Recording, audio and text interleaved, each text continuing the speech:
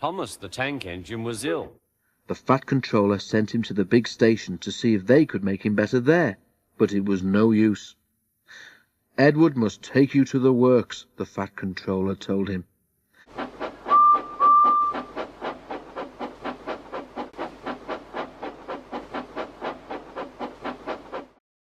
Then he went to see Duck. I want you to go and help Percy and Toby while Thomas is ill, he said. Donald and Douglas will do your work here until Thomas comes back. Duck was delighted. He already knew Percy and soon made friends with Toby and Bertie. Terence the tractor gave him a big welcome too. Take care of Thomas's coaches, he advised. He's sure to miss them while he's away. Duck was very gentle with the coaches. Annie and Clarabelle were impressed. Such nice manners, they told each other. It really is a pleasure to go out with him.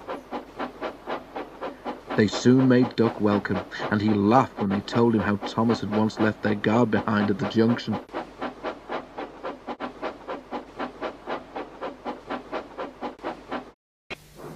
When Thomas came back, Annie and Clarabelle told him how well Duck had managed. Thomas was so pleased to be home that he soon forgot to be jealous.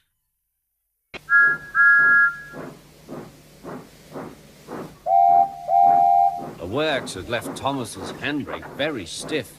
It made his brakes seem as if they were hard on, when in fact they were not.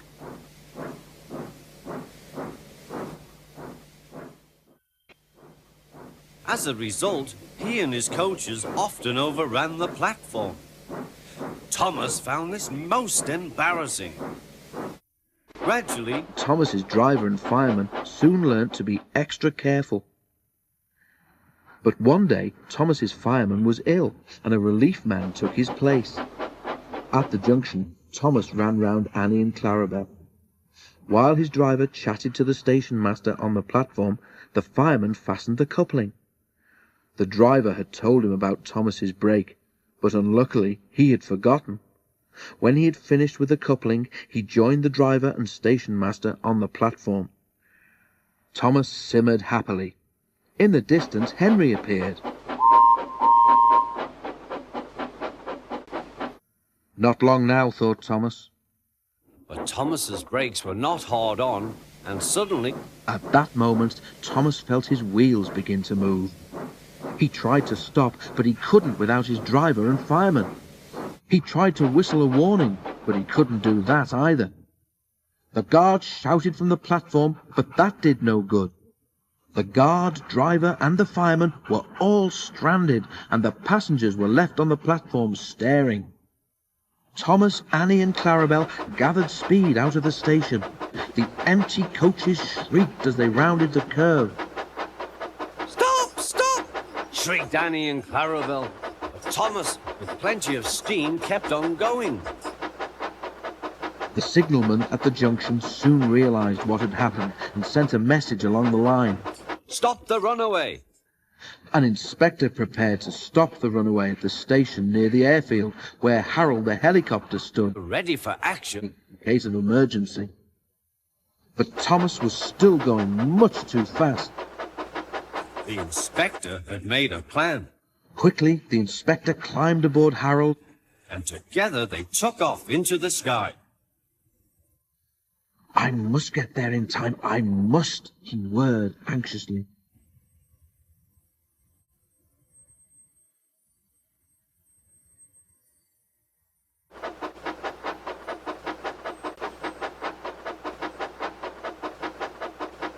Below, At last Thomas was tiring.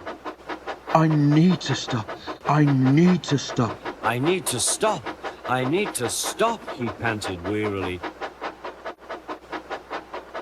Annie and Clarabelle held back as they went uphill.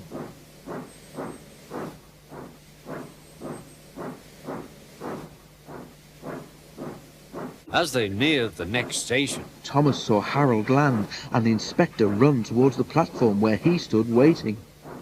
This time Thomas entered the station platform slowly enough for the inspector to act. Running beside the train, he judged his moment, jumped and scrambled into Thomas's cab. Then he put the brake hard on. At last, With a sigh of relief, Thomas stopped. both he and the inspector were very relieved. The inspector mopped his brow. Then they thanked Harold. Think nothing of it. Well, Harold, glad to be of service any time. Phew, remarked the inspector. We must never let this happen again, Thomas. Wearily, Thomas agreed with him.